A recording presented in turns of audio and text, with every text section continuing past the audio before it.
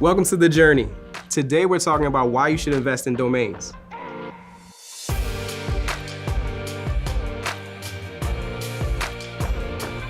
Well, hey, I'm Sam. This is Joe from GoDaddy. So, Joe, tell us a little bit about yourself. I've been with GoDaddy for over 10 years in the aftermarket, and what we do there is we help people invest in domains every day. So like many of you watching, I know I've heard of many domains being sold for millions of dollars, and I've always wondered, what does it take to get into it? I know there are some people that just do this full time. So, Joe, is this a possibility? Yeah, I think anybody can get started in investing in domain names. You can start, no matter where you are. If you want to start with a small investment or a large investment, there's opportunity for anyone. Oh, so it's like buying and selling properties like a real estate agent. Yeah, kind of more like an investor. So if you're investing in real estate, you look for stuff that might be a little bit under the market value. People come in all the time, they'll buy a foreclosure, or they, go and they say, this is an up and coming neighborhood. I really want to get a property there because they know in a few years from now it's going to be more valuable. Same thing with domain names. People look for undervalued assets in the domain world and they say, man, this is a great opportunity for me to jump in and buy this name because I know for the person over here who sells these all the time, this is going to be really valuable. If they have a car website and they say, this name, they just do a lot for their business and help them sell more cars, I'm going to buy this because I know for that person, it's worth X amount more than I have to pay for it for their business. All right, now Joe, this sounds phenomenal, but how do I get started? Well, the first thing you should do is really think about what your business plan would be. So like any business and any opportunity, you want to think things through first. So think about if you want, to invest a little bit of money or a lot of money and how you want to do that. Some people, they invest mainly in short-term opportunities. So what they'll do is they'll go to an expired domain name market where, names are more or less wholesale. When they expire out of people's accounts, they can pick them up. And then they'll buy those and sell them for, several $100s or $1,000 more than they picked them up for and try and do that quickly. So the short sell or the short term is like flipping homes. Yeah, more or less. You're flipping domain names. So you're buying this name, it's undervalued, if you got it to the right person's hands, it would be worth more money, and you buy it and there's a smaller margin of profit. With other people, they buy names that are more valuable and they hold those for a longer period of time. So you might buy a name like, homes.com, and you might have to spend, $1 million for that. But that to the right real estate agent or a company like Zillow, that's their focus, that a name like homes.com would be well over $1 million for their bottom line. So if you, think about it up front, what kind of business plan do you want to go with? Do you want to be, short term? Do you want to go long term? What types of names do you want to invest in? You should really do your research up front and try and figure that out. And then it'll give you a good, path what to take next. Quick question for you, Joe. You said research. So where do you go to learn about this is going to be a good domain that I should get? This is going to be booming in this certain industry. Any particular resources? I think there's a couple things that you should do. First thing is start with the market that you already know. So if you're doing another job and you're in the construction business and you build houses all the time and you know that there's a new material that's coming out that's going to be great for the environment and it's going to help save people money on their home building costs, maybe you think about, what kind of domain names would go around selling something like that in the future, because I know that industry and I know it's going to grow.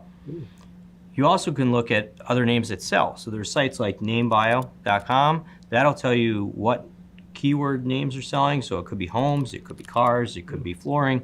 You can look for that specific keyword and it'll tell you what names sold in that area. And it'll also tell you the dates. So you can see if, the last ones that sold were 10 years ago or are they selling now. And it'll give you a good idea of what the market is like. And then there's blogs. There's people that do this all the time for a living, and a lot of them are open to share their knowledge. So you can go to a place like domaining.com. Okay. And that's an aggregator, and it'll grab a lot of the top blogs in the industry, and you can learn from others. You really want to take it slow and learn as much as you can before you invest any money. Now, my day-to-day, I'm in social media marketing. So, Joe, you get a domain name.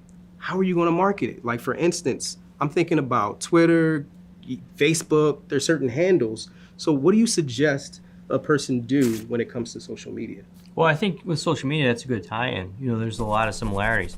With social media handles, you want something that's easy for people to remember so they can find you, right? And it's the same thing with a short and brandable domain. Those are typically more valuable. So if you have a brand and you have that presence, that's just going to add more value to the overall domain name that you own.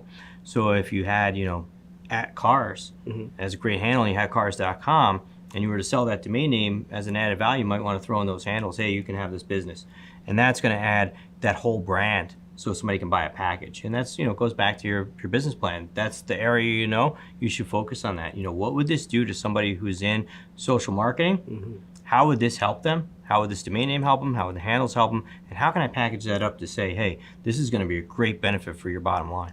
All right, Joe, I wish I knew all this ahead of the curve. Like when the internet was just becoming a thing, I would have just grabbed McDonald's.com or Target.com. I'd have been probably not doing this now and rich and retired. But Joe, is there any way that we can be ahead of the trends and know what domain names we should really grab? Yeah, that's a great question. There's always new trends. And that's one of the things that keeps domain investing exciting, right? There's always new things that are being invented or new things that people are talking about. And being in social media, it's great because you're oftentimes at the forefront of that, right? You can see when new ideas are coming out. And that's why I brought it back before to your industry. If you know the industry really well, you can see what new things are coming in your industry and keep an eye on that and get ahead of the curve. So there's always trends to watch out for.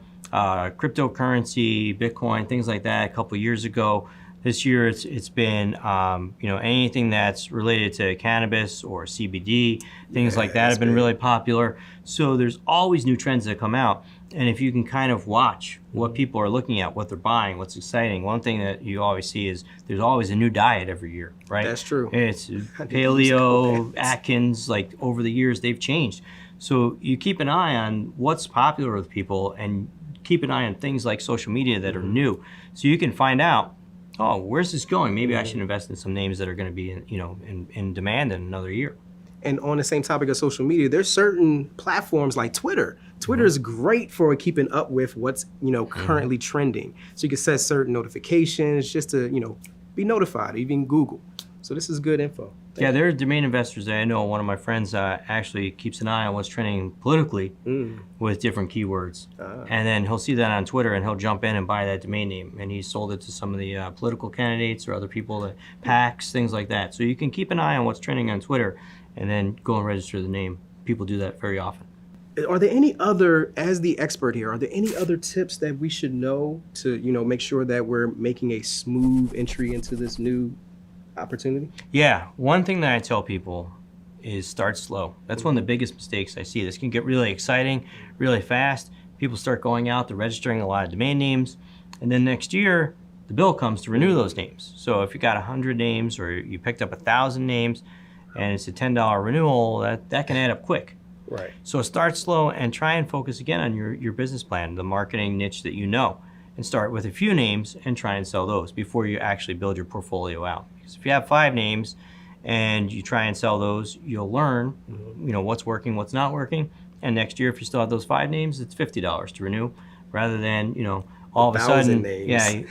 you have a giant bill, and that really will eat into your investing budget pretty quick. Right. So start slow, make sure you build your portfolio smart, and keep in mind what the carrying costs are. And like Joe mentioned earlier, if you're going to do it for the quick flip, the short term or the long term, kind of think about the money that you have to put in for each of those. Right. Well, that's a wrap. Thank you, Joe, for joining us. You just learned why you should invest in domain names. Make sure that you like, comment, and subscribe to our channel. Don't forget to ring that bell so you know when we have fresh content coming out. This is The Journey. We'll see you next time.